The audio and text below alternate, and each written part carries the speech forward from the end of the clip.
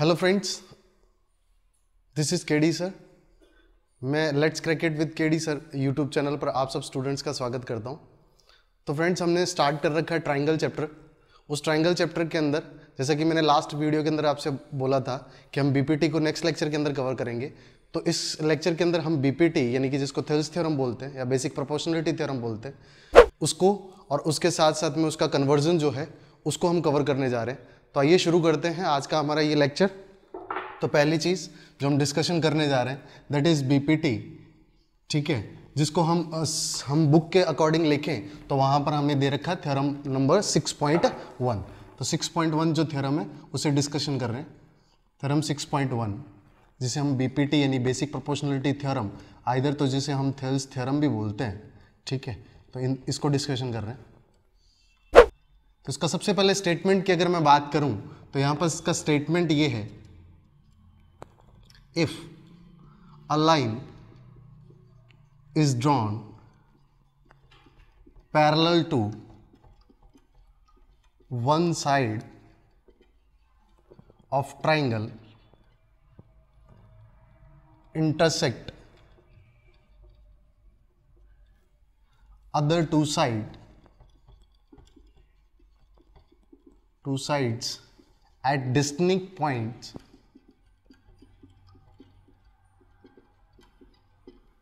other two sides divided into same ratio। ये इसका statement है। स्टेटमेंट क्या कि अगर एक कोई भी लाइन ड्रॉन करें जो कि ट्राइंगल के एक साइड के पैरेलल हो, वो दूसरी दो साइड्स को अलग अलग पॉइंट्स पे काटती है और वो इस टाइप से काटती है कि अदर टू साइड्स का रेशियो जो होता है वो इक्वल होता है। तो मैं आपको एक ट्राइंगल की हेल्प से एक्सप्लेन करता हूं। सपोज दैट कि एक ट्राइंगल है, इस ट्राइंगल का नाम है ABC। तो इसके अकॉर्डिंग अगर एक लाइन ड्रॉ करें जो किसी भी एक साइड के पैरेलल हो, ABC में से AB के पैरेलल भी हो सकती है, BC के पैरेलल भी हो सकती है, AC के पैरेलल। सपोज दैट मैं कंसीडर कर रहा हूं BC के पैरेलल एक लाइन है जो AB को D और AC को E पॉइंट पे काटती है, और ये जो DE है अगर BC के पैरेलल है तो अकॉर्डिंग टू दिस थ्योरम ये जो AD by BD equals to होगा AE by EC।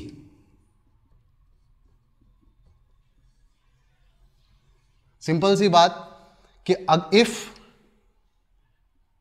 DE parallel to BC then AD by BD is equals to होगा AE बाय EC। ठीक, तो इसी टाइप से अगर हम इसका प्रूफ देखें तो मैं इसे मिटा रहा हूं, ठीक है। अब स्टेटमेंट भी यहां पे मिटा देता हूं। यहां पे हम इस थ्योरम का प्रूफ देखते हैं। हालांकि एग्जाम्स के अंदर ये कोई फिक्स नहीं होता कि पूछ भी सकता है हमें प्रूफ और नहीं भी पूछ सकता, लेकिन फिर भी हम जो प्रूफ है उसे एक बार देख लेंगे ताकि हमें थोड़ा आइडिया लग जाए, ठीक है। तो इसका मैं प्रूफ शुरू कर रहा हूं। तो सबसे पहले अगर आप ट्राइंगल की बात करें, सपोज ABC एक ट्राइंगल है, ठीक है, और इस ABC ट्राइंगल के अंदर एक लाइन है दैट इज DE, और ये DE पैरेलल है किसके? BC के, ठीक है। तो आपको क्या क्या पता है कि सिर्फ इतनी बात पता है, गिवन क्या है कि DE जो है that is parallel to BC। आपको प्रूफ क्या करना है? प्रूफ किसके लिए देना है? तो प्रूफ देना है आपको कि AD अपॉन BD बराबर होगा AE अपॉन EC, ठीक। तो इसको प्रूव करने के लिए हम कुछ कंस्ट्रक्शन करते हैं। सबसे पहले हम B पॉइंट को E से ज्वाइन करते हैं। तो हमारा कंस्ट्रक्शन है, हमने B को E से ज्वाइन किया और C पॉइंट को ज्वाइन करते हैं हम D से, ठीक। तो यहां पर हमने क्या किया है, B को E से और C को D से ज्वाइन किया। इससे हुआ क्या, हमारे पास ट्राइंगल बन गए BDE और एक ट्राइंगल CDE। ये जो दो ट्राइंगल मैंने बताए हैं इन दोनों ट्राइंगल्स का हम यूज करेंगे प्रूफ के अंदर। तो सबसे पहले मैं ऊपर वाले ट्राइंगल की बात कर रहा हूं, तो हम टॉकिंग अबाउट ट्राइंगल ADE। तो अगर मैं इन ट्राइंगल ADE की बात करूं तो ट्राइंगल ADE के अंदर अगर मैं इसका एरिया निकालना चाहूं तो एरिया ट्राइंगल ADE जो है that is equals to half into base into height होता है। एरिया का फॉर्मूला होता है ट्राइंगल की half into base into height. अब डिपेंड करता है कि आप इस ADE ट्राइंगल में बेस किसको कंसिडर कर रहे हैं। मतलब आप बेस AD को भी ले सकते हैं, बेस DE को भी ले सकते हैं और बेस AE को भी ले सकते हैं, लेकिन जो बेस लेंगे उसके करस्पॉन्डिंग आपको हाइट या एल्टीट्यूड लेना पड़ेगा। तो जैसे मैं अगर बेस AD को कंसिडर करूं, ठीक है, तो अगर AD बेस ले रहा हूं तो इसके करस्पॉन्डिंग एल्टीट्यूड जो होगा वो सामने वाले जो भी वर्टाइसेस होगा वहां से इसके ऊपर ड्रॉ किया गया एक परपेंडिकुलर होगा। ठीक है, सपोज दैट मैं उसे कंसिडर कर रहा हूं कि वो EN है। ठीक है, तो हम बोल सकते हैं कि अगर AD बेस है देन इनटू में EN, AD बेस और EN क्या हो गया, हाइट हो गया। लाइकवाइज अगर मैं इसे इक्वेशन नंबर फर्स्ट दे रहा हूं और अगर मैं ट्राइंगल दूसरे की बात करूं, कौन सा ट्राइंगल, इन ट्राइंगल BDE, इस ट्राइंगल, और फिर मैं इस ट्राइंगल की बात कर रहा हूं BDE की। तो BDE ट्राइंगल के अंदर अगर मैं एरिया देखूं तो एरिया ऑफ ट्राइंगल BDE जो है, ठीक, BDE जो है that is half into base into height. तो यहां पे भी सेम कि अगर जो बेस लोगे उसके करस्पॉन्डिंग आपको हाइट लेनी पड़ेगी। अगर मैं बेस BD को कंसीडर करता हूं तो इसके करस्पॉन्डिंग एल्टीट्यूड जो होगा वो सामने वाले पॉइंट से इस पे ड्रॉ किया हुआ परपेंडिकुलर होगा। तो अगर मैं इस ट्राइंगल की बात करूं तो ये कुछ इस टाइप से है, ऐसा सा कुछ दिख रहा है। तो ये जो एंगल है ना, it is more than 90 degree. ठीक है, तो ये 90 डिग्री से बड़ा है।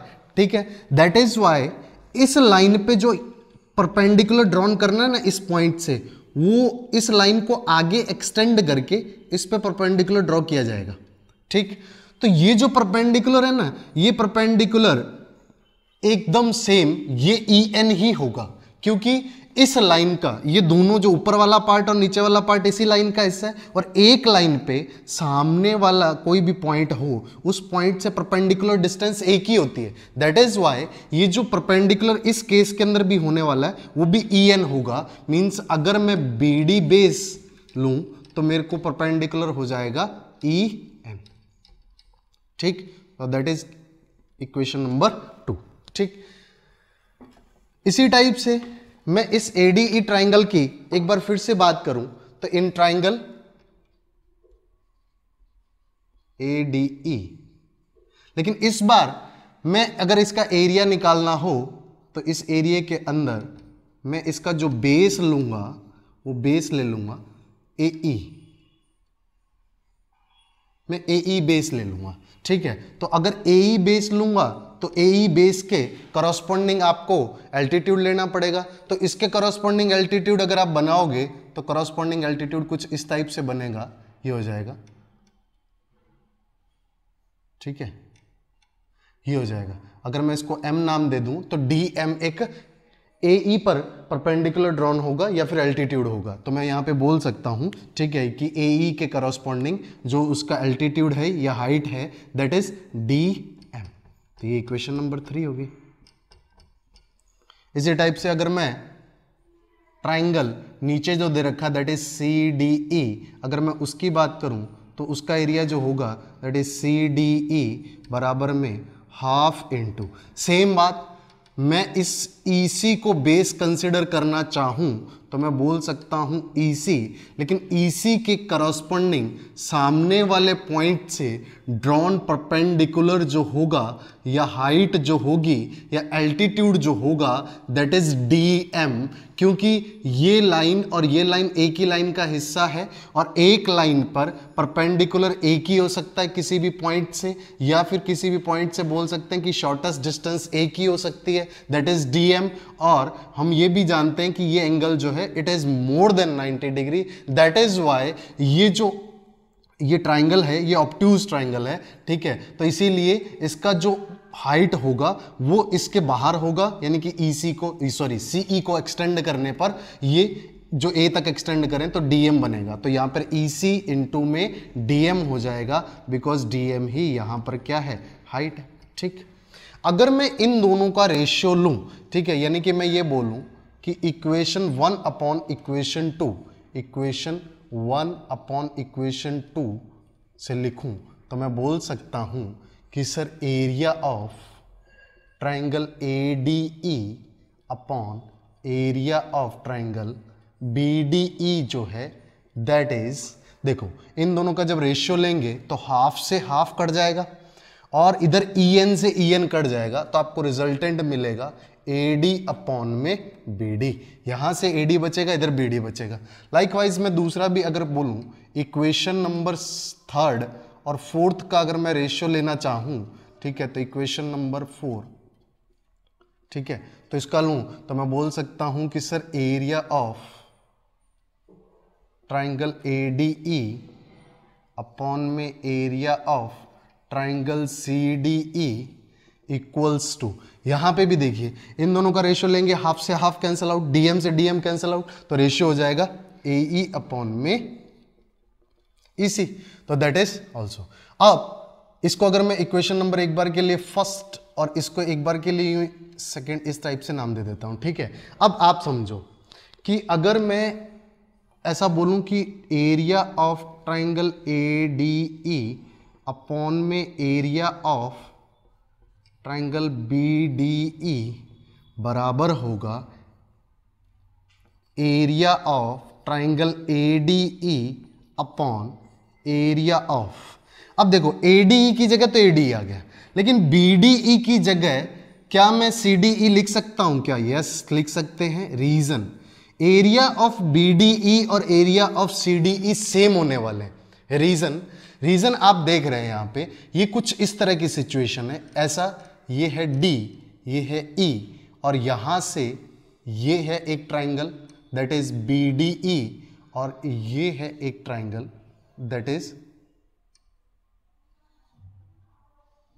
ठीक है, दैट इज CDE, और ये जो लाइन है इस BC को मिलाने पर बनने वाली लाइन के क्या है? पैरेलल।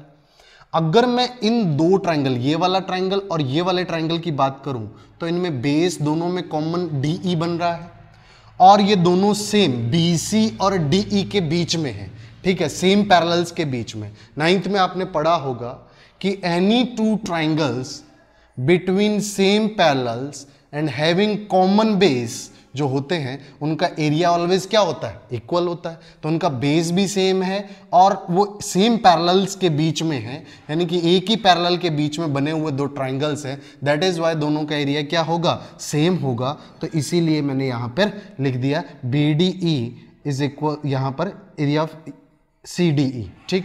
ADE अपॉन BDE का वैल्यू क्या था? ठीक है, तो मैं बोल सकता हूं फ्रॉम इक्वेशन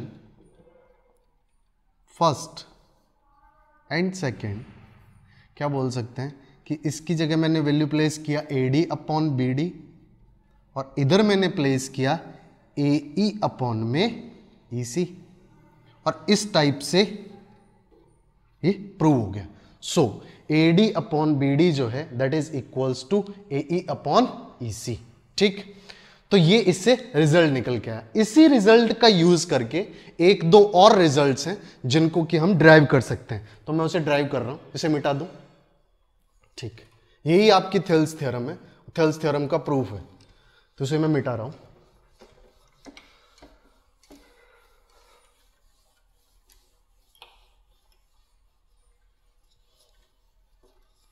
ठीक, तो यहां पे मैं फिर से एक ट्राइंगल बना रहा हूं, वही same triangle that is ABC,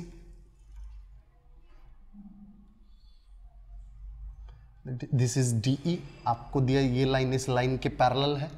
then आपने फर्स्ट रिजल्ट जो ड्राइव किया दैट इज कि according to BPT AD upon BD बराबर होगा AE अपॉन EC। सो ये फर्स्ट रिजल्ट है, ठीक है। तो आपको पता है इसका रेसिप्रोकल भी, ये बिल्कुल फॉलो करेगा, BD अपॉन AD बराबर हो जाएगा EC अपॉन AE। तो ये भी सही है, इसका अगर आप रेसिप्रोकल लो तो भी कोई दिक्कत नहीं है, ठीक। लेकिन अगर मैं दोनों साइड पे इसी में ऐड करूं 1, ठीक है, तो मैं बोल सकता हूं एडिंग 1 बोथ साइड। अगर मैं दोनों साइड पे ऐड 1 करूं तो ये हो जाएगा AD upon BD plus 1 is equals to AE upon EC plus 1।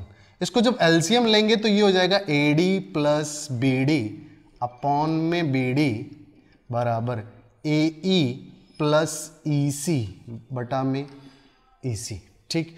AD plus BD that is AB, तो मैं ऊपर लिख सकता हूं AB अपॉन में BD, ठीक। AE plus EC that is AC, तो AC अपॉन EC। ये हो गया आपका सेकेंड रिजल्ट। सेकेंड रिजल्ट क्या है कि AB upon BD equals to होगा AC अपॉन EC, ठीक। पहला था AD upon BD is equals to AE upon EC, second है AB अपॉन में BD equals to AC upon में EC, ठीक। थर्ड रिजल्ट जो है वो इसी को अगर मैं उल्टा कर दूं, ठीक है, तो मैं ऐसा बोल सकता हूं, ये हो जाएगा BD अपॉन में AD इक्वल्स टू होगा EC अपॉन में AE, ठीक। अब मैं अगर दोनों साइड पे इसके अंदर 1 ऐड करूं तो मैं बोल सकता हूं एडिंग 1 बोथ साइड। अगर दोनों तरफ पे ऐड करूं 1 तो ये हो जाएगा BD upon AD plus 1 is equals to EC upon में AE प्लस 1। सेम एलसीएम लेंगे तो BD प्लस AD आएगा ऊपर और नीचे आएगा AD, तो ये हो जाएगा BD प्लस AD आपको पता है, BD और AD को ऐड करोगे AB, तो ऊपर हो जाएगा AB बट नीचे है AD।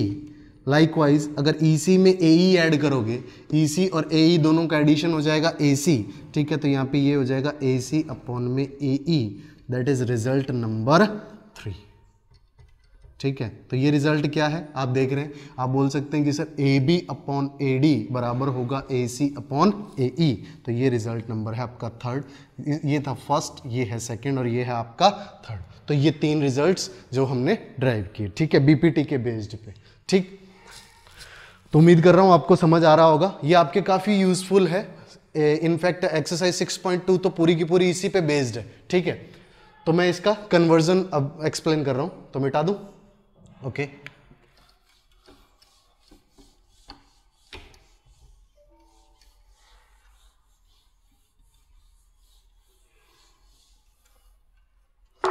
तो इसी थ्योरम का कन्वर्जन यानी कि कन्वर्जन ऑफ BPT, जिसे कि हमें थ्योरम 6.2 नाम से दे रखा है, ठीक है, मार्क करके दे रखा है हमारी बुक के अंदर 6.2 थ्योरम, ठीक है, that is conversion of BPT बोल सकते हो। BPT आइदर तो आप बोल सकते हो थेल्स थ्योरम का, ठीक है, कन्वर्जन है। सबसे पहले मैं इसका स्टेटमेंट लिख रहा हूं, तो स्टेटमेंट क्या है, if a line divides two sides of triangle in same ratio, then line is parallel to third side of triangle, ठीक। बिल्कुल सिंपल सा स्टेटमेंट। अगर एक लाइन ड्रॉन करें जो डिवाइड करती है 2 sides of triangle same ratio के अंदर उनको, तो ये जो लाइन है ये पैरेलल होगी third side of the triangle से, ठीक है।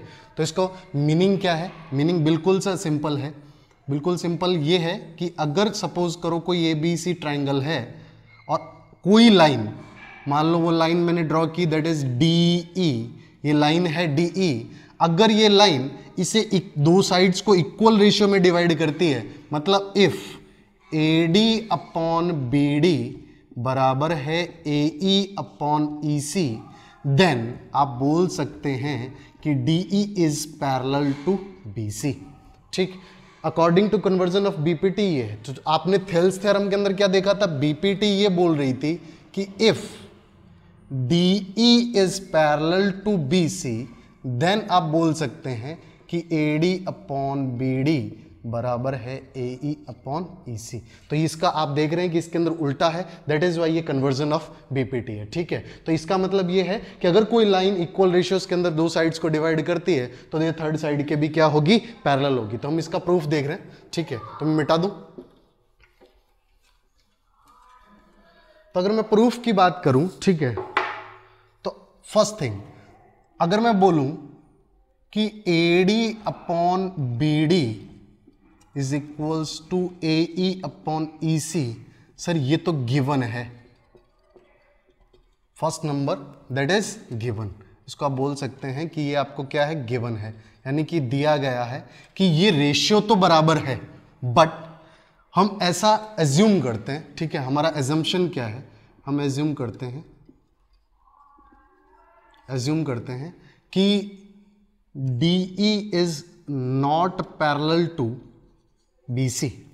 अगर ये DE ये बोलता है कि ये रेशियो तो इक्वल है बट ये लाइन पैरेलल नहीं है, बिकॉज स्टेटमेंट तो ये था कि अगर रेशियो इक्वल होगा तो लाइन पैरेलल होगी, बट हम कंसीडर कर रहे हैं कि रेशियो तो इक्वल है बट लाइन पैरेलल नहीं है। तो स्वाभाविक सी बात है, एक लाइन ऐसी होगी, तो एक लाइन तो ऐसी होगी DE डैश,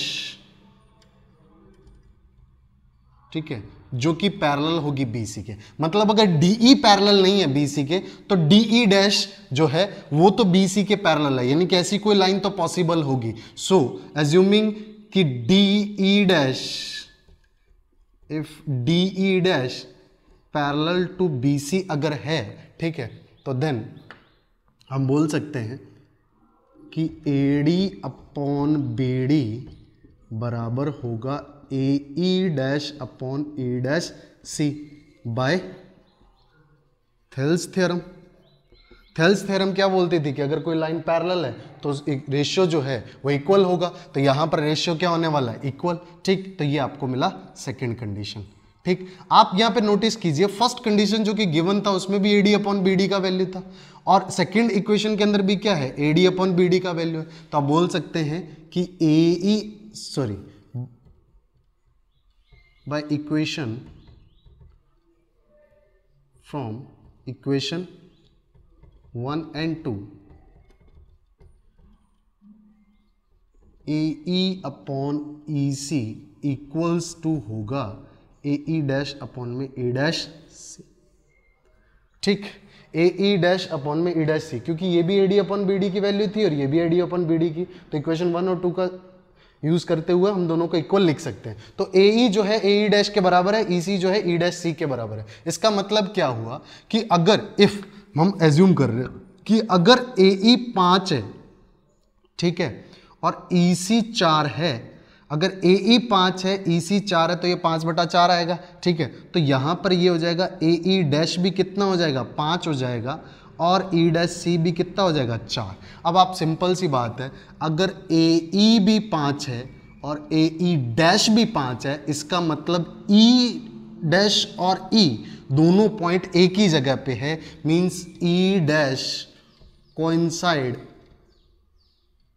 विद E, यानी कि E डैश जो पॉइंट है वो E ही है, मतलब कि DE डैश जो है वो DE है, मींस DE डैश पैरेलल है और DE भी पैरेलल है, क्योंकि E डैश और E दोनों एक ही पॉइंट है। तो अगर DE डैश पैरेलल है तो DE is also parallel to BC। तो जो हमने एज्यूम किया था कि DE is not parallel to BC, ये एजम्पशन हमारा गलत था। तो फ्रेंड्स, उम्मीद कर रहा हूं आपको समझ आया होगा। ठीक है, और नेक्स्ट वीडियो के अंदर यानी कि नेक्स्ट लेक्चर के अंदर हम 6.2 के अंदर जो हमारे इंपॉर्टेंट 4-5 क्वेश्चंस हैं, मैं इंपॉर्टेंट क्वेश्चंस ही कवर करूंगा, उसके साथ में जो भी एक आध एग्जाम्पल भी इंपॉर्टेंट है उसे मैं कवर करूंगा। नेक्स्ट वीडियो के अंदर आप इस दोनों थ्योरम्स के बेस्ड पे जो भी क्वेश्चंस हैं उनको देखेंगे। उसके अंदर हमारा एक बहुत इंपॉर्टेंट क्वेश्चन आएगा, that is mid point theorem को इसी थ्योरम का यूज़ करते हुए प्रूव करेंगे।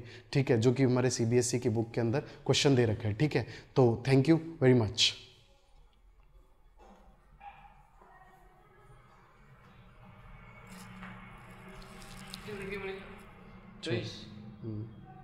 22 एक की होगी। सही है। इसको भी बंद कर दें। आज ठीक आ रहा था ना? आज एक टेक में लेने का हटके भी नहीं मतलब एकदम परफेक्ट।